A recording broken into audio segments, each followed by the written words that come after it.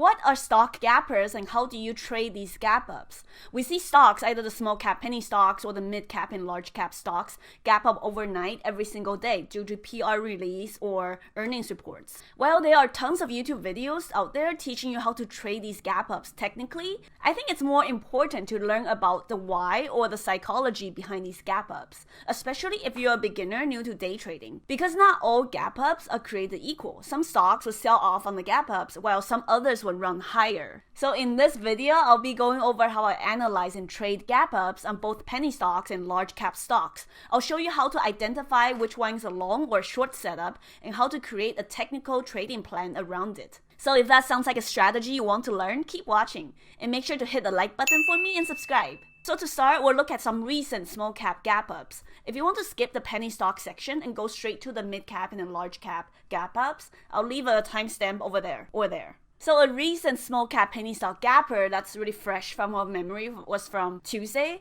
which is RRN. This is one of those recent reverse split penny stocks. I believe they did this on April 12th. It was a 1-for-12 reverse split. These sketchy companies, they do a reverse split, release a PR, and drive the share prices up overnight. We've seen this recently on OPTT and ALDX, as I've mentioned in one of my previous videos. And that's exactly what RNN did. They released a PR about a licensing deal in China. Share prices went up from $5 the night before to trading at $9 pre-market. That's a 80% gap up.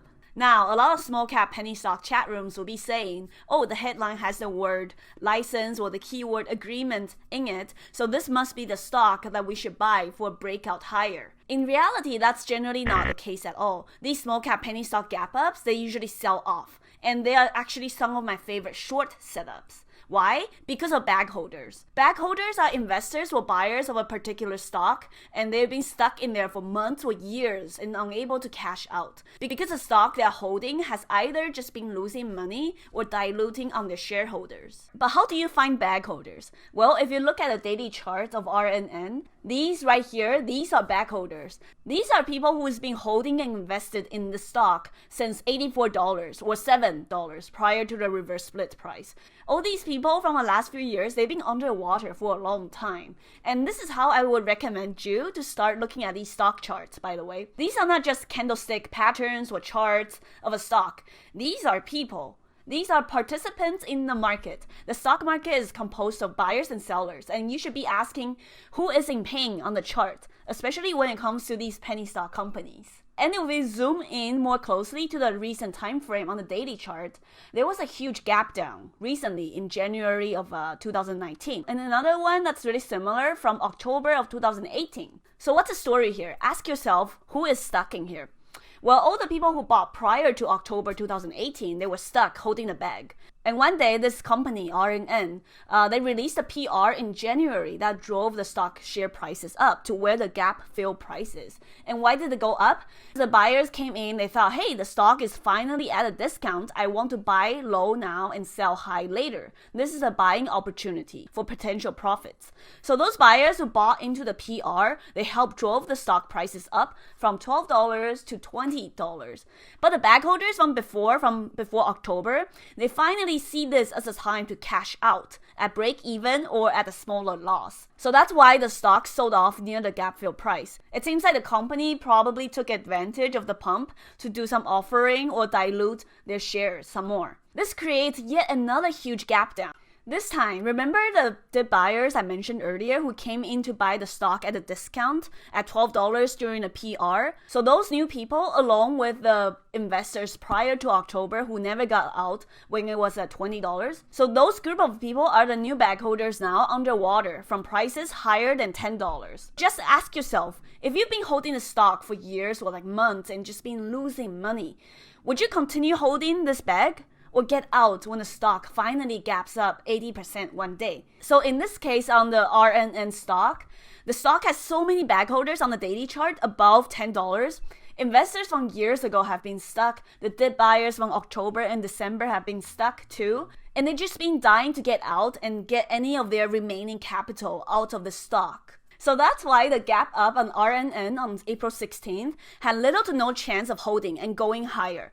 On the daily chart, the gap fill price would have been around $11.50. Intraday on Tuesday pre-market, the stock only went up to as high as $9. And that's generally the case for a lot of penny stocks we've been seeing recently, just like BPTH, which we'll go over in a little bit. So now we know the psychological reasons why these penny stock gap ups, they are most likely going to sell off. How do you plan out your trading plan short setup technically? Well, let's look at the intraday charts on RNN pre-market. On April 16th, RNN was hanging around $8.50 to $9. So let's look at the risk first if I decide to short. The risk here will be the break and hold of $9, which is also the pre-market high. I don't mean to just cover everything if the stock spikes to $9. A lot of times with these penny stock, they will spike up to $9 and break the highs for like 10 cents with all the buyers chasing and FOMO, but they won't hold these breakouts. The ideal entry for me would be to be scale in short starter at a pre-market high and to add onto the full size once the pre-market low breaks and confirms. And I personally prefer using the 10-minute chart because it adds to my confirmation. So if we look at the gap up short setup, it offers us really good risk reward because you're risking 50 cents to potentially make $2, filling the gap all the way down.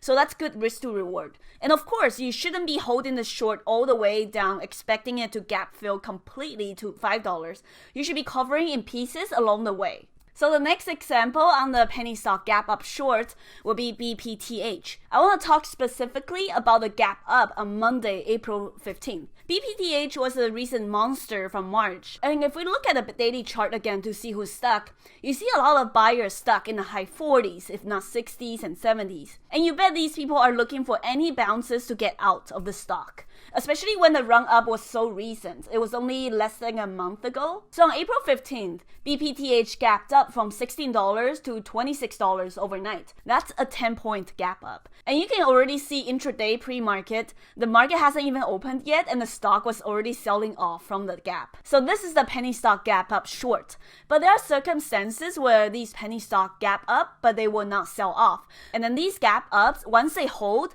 they're actually great long setups for a breakout higher. But I think that will have to be a separate video all on its own because it does take some time for me to explain specifically all the details that I look for. So let me know if that's something you are interested in down in the comment section below, and make sure to hit the like button while you're at it.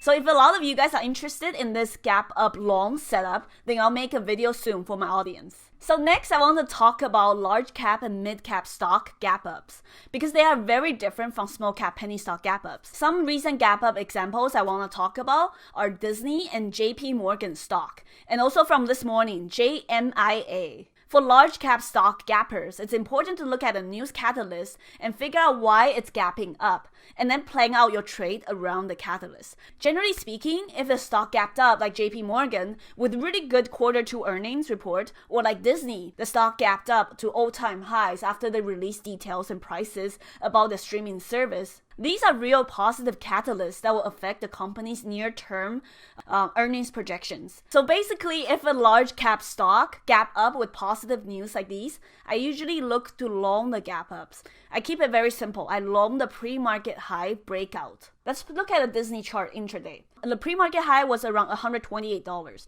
When it breaks, I go long the stock for 2 points. Stocks like these, when it has really good catalysts, they usually rush out of the gate. Again, think of the candlestick charts as people playing the stock. These are not just patterns. These are people in the market, buyers and sellers. So there are funds and fresh money from investors. They want to pour into this company. The news PR release on their streaming service was released the night before. At the market open the next day is the first chance these investors get to enter the stock. So that's why I thought the stock is most likely going to rush out of the gate higher really quick. But if you're not fast enough to get in and out of the pre-market high breakout during the first 10 minutes, the other option for a long setup during the gap up is to long the consolidation. Again, if the stock has really good fundamental news, it's most likely going to hold the gap and it will not sell off. On Disney stock, you can look to enter after the initial sell-off at the open. In this case, the Disney stock, they sold off from $130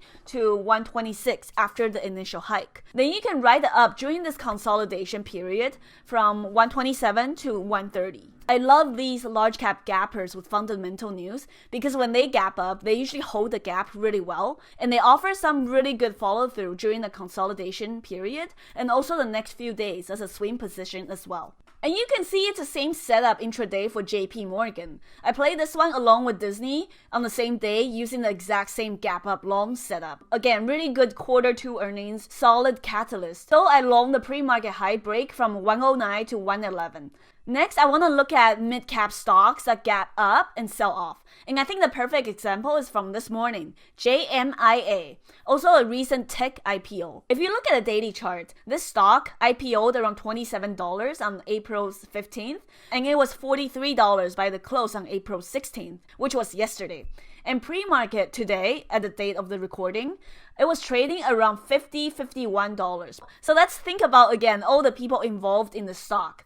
There are investors who bought 2 days ago who got in at $27. And there are also dip buyers, the swing traders who got in the stock yesterday at $40. The investors, they pretty much doubled their investment in 2 days. When you get 100% ROI in 2 days, wouldn't you want to at least sell some and perhaps reinvest after? And as for the swing traders, that's me by the way, who got into the stock the day before at $40 at the close, you wake up the next morning pre-market and you see your position it's up $10. What would you do? Of course I would sell. I would take my money and run. This is a 10-point play. I would take my money any single day. So you need to think of all the players in the stock. Do they have more incentive to buy more or do they have more incentive to sell? So that's why the JMIA gap up overnight was more of a short than a long. The stock gapped up 10 points overnight, not because of any fundamental catalyst like Disney or JP Morgan. The stock gapped up because it was a recent IPO and it was really hyped up. So these are the gap ups trading strategy I personally use for both the penny stocks and the large cap, mid cap stocks. To summarize, when trading penny stock gap ups, look for potential bag holders on the daily chart. Look for SEC filings and do some really quick 10-minute digging on these penny stock companies, just like I've showed you in my previous videos. And after that, you can short the gap fill. Again, if you want a penny stock gap up long setup, let me know down below. As for the large cap stocks, if the stock gapped up overnight due to positive news release, look to long the gap up at the pre-market high of day break, or you can long during the consolidation period after the stock sells off a little bit but still proves that it can hold the gap with the good news. And if a stock gapped up huge overnight for 10 points, just like JMIA, not due to a fundamental news catalyst, but due to hype, then you can look to short the stock and gap fill all the way down. And of course, always treat each setup not just as patterns or charts. You should think about who are the people in the stock or looking to get into the stock, and do they have more incentive to sell or buy the stock. I hope you guys enjoy this gap up long and short strategy. Leave me a comment down below if you have any questions or requests for future videos. If this video has helped you at all, make sure to hit the like button for me and subscribe. I would really appreciate it, and it will show that people are actually finding my free content really useful, and it would motivate me to make even more in the future. We finally broke the 1,000 subscribers mark. Thank you guys so much for following me both on Instagram and YouTube, for watching my videos and requesting for more. I promise there will be so much more free content coming along. We are just getting started here. I'm the Humble Trader. Thank you guys for watching, and I will see you next time.